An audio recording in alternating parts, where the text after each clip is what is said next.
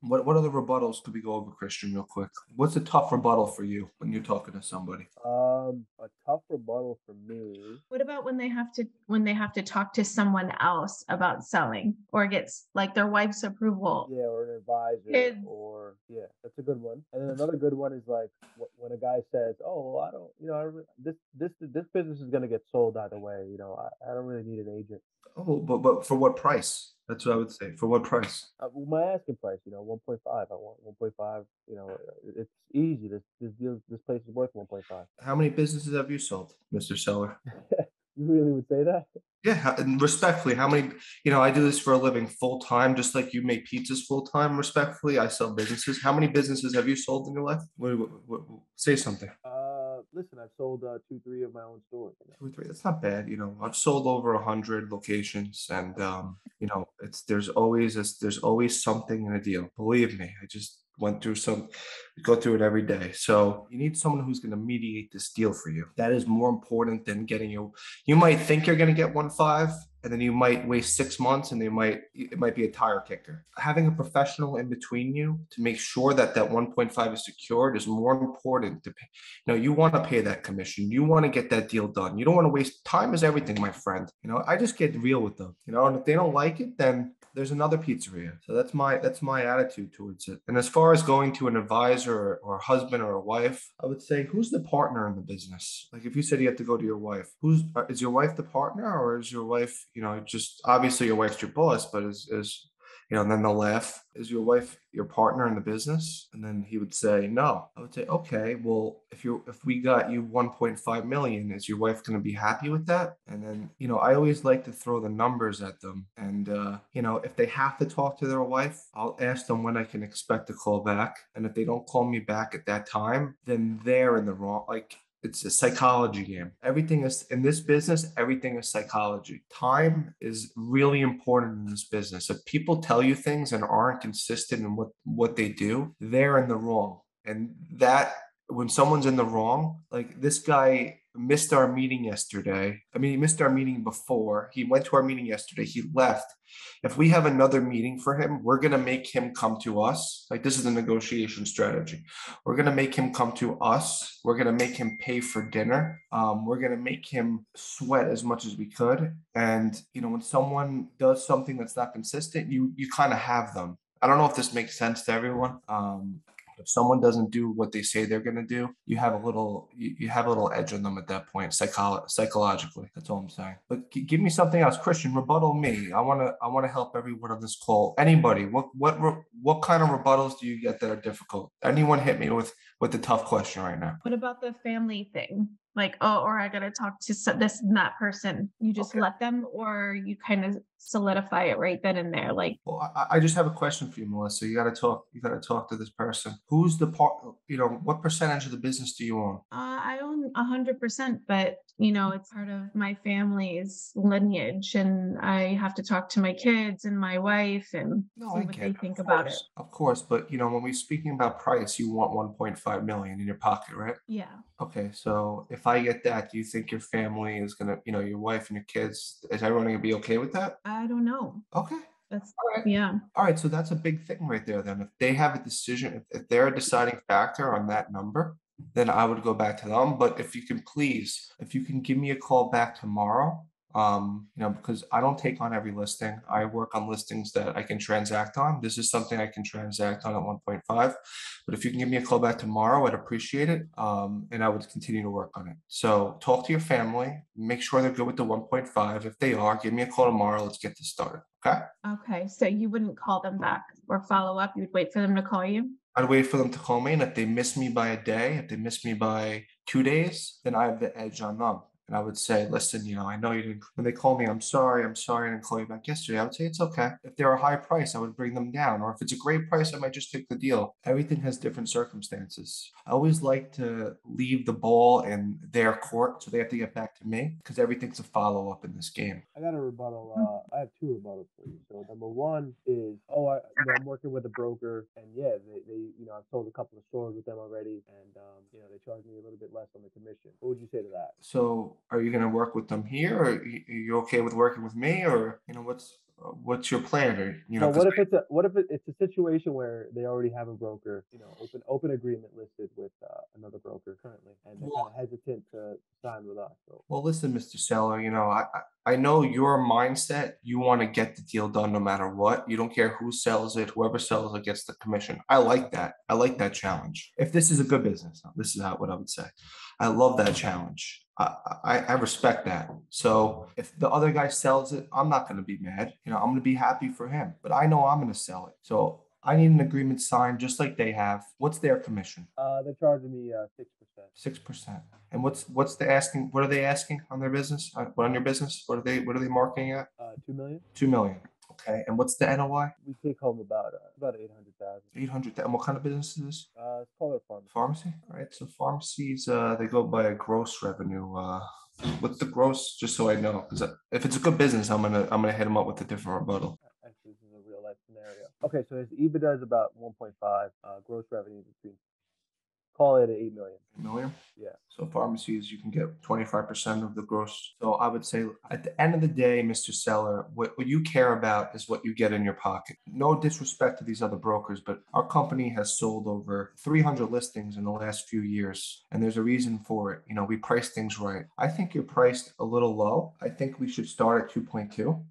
But our commission is going to be a little higher. We don't take 6%. We have systems and processes, and we have it's a company policy. We take minimum 10%, but we can start at 2.2. And at the end of the day, your net is still going to be higher than if you were to sell it. So think about what you're going to make in your pocket, and that's what we can do for you. We'll start at 2.2. You want white glove service? We're going to give it to you.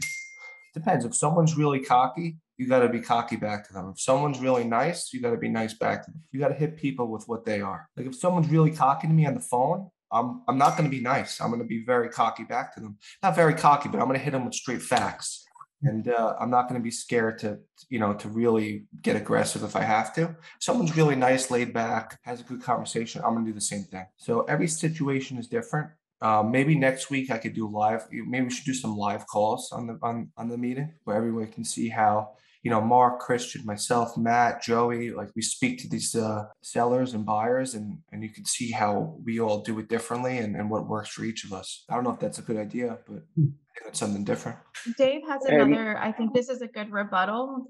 He's saying, I'm definitely concerned about the tax hit I'm going to take by selling this business. Oh, that's a great rebuttal. That's a great question. So when someone says that to me, I basically say, do you know exactly how much that tax hit's going to be? Did you look over all the numbers? Did you speak to your accountant? Like I would ask them those questions to see if they've done their homework already. And if they say yes, then I would say, what's your tax going to be? Because then we may be able to defer a little bit of it with seller financing. We can get you in touch with our different opportunity zone specialists that can shell that money, or a life insurance specialist that can shell that money, so you don't have to lay out all these taxes. Like I would like to understand if they know about it, what the exact number is going to be first. If they say no, then I would basically tell them that I'll help them with it. I'll put a spreadsheet together on what they would get, and I would send them back a spreadsheet in Excel on basically how much taxes they would have to pay, and then I would give them different scenarios on. I would tell them, listen, I'll help you with this. This is something that I do. Everyone pays taxes. Let's try to minimize that expense as much as possible. I'm going to send you two different scenarios. One is if you sell or finance the deal versus is if you take an all cash offer. That way, now they might be more equipped to go with seller financing if they bring that question up to you. So that's actually if someone brings it up to you, they're thinking outside the box, and that's a good question. So just want to piggyback on that. I had a scenario yesterday where I kind of lost the deal because the seller was basically saying that, like, similar situation where, like after taxes, after broker fees, after everything, it just didn't make sense for him to sell. Also, so it was he threw a couple things at me. He threw the tax thing, the capital, the capital gains, the broker fee, those things, and then he also said that just like his income at the car wash is just he made like 60K last month, but it just doesn't make sense for him to sell. Like in order for him to get that again, he's gonna have to pay millions of dollars for a listing like that. So there's a couple of rebuttals here. Like I'm curious to see what you say to this. Could you just repeat the last? So basically, I brought him an offer, and he basically said, he thought about it, and it doesn't really make sense for him to sell after capital gains, after the broker fees, and then also more importantly, what he's making right now at the car wash, it's going to be tough for him to replace that income. So he's did he sign an agreement with you? No, he did not sign an agreement. This is just like it's a seller that like he's very low, but like he just doesn't want to sign an agreement. The thing is, if he doesn't sign an agreement, there's nothing contractually we have against him where, basically if he changes his mind to sell, he doesn't have to sell at any time. If he signs an agreement, he thinks that he has to sell it. That's not even the point. I would basically understand his numbers. Like I would ask him to send you a breakdown of his numbers on what he has to pay and what he's left over. And then I would come back to my team and we would help you try to minimize that tax hit after we, talk to our accountants and our team, and we can help you because we can help him with that. We can put a spreadsheet together on his numbers. We could, me and you could talk about it, Christian, and we can go back to him and say, listen, put this much in an opportunity zone, put this much in a life insurance policy, put this much in a trust, whatever. We can have different options for him. So that's first part. So what do you say to the second part where it's like, okay, I'm already making a lot of money in this business. It's going to be hard for me to find that. Like, what would you say? Well, what's your involvement in the business? Why are you selling it? His goal was to go to. He would probably buy a car wash. Yeah, plenty of car washes for him.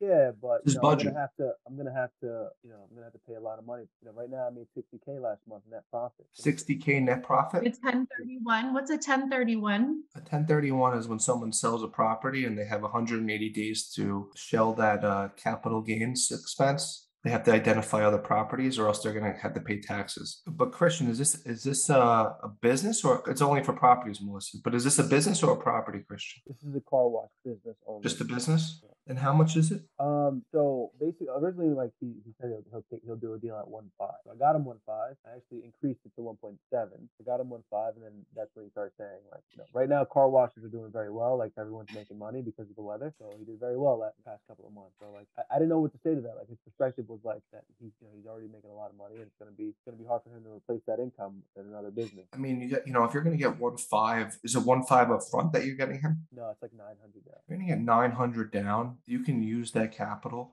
and you can buy something for 4 to 5 million with the property. So, we have 2 car washes, and then I would pitch them the deals. I would just try to give them our best stuff. I'll put you on the phone with my partner, to have him, give him a second voice with someone else in the company about other deals that they have. Like I could tell them about the deal that I just did that's way better than, you got to just get them excited for the future and, try to find them a business and that's the only thing you can do. You got to get them excited. Like I have a deal right now. I'm closing on this car wash and these guys are the most difficult sellers in the world. We were supposed to close the 30th of April, then the 26th of May, then this Wednesday. Now it's getting pushed back to next week. And the reason why is because they're having seller's remorse.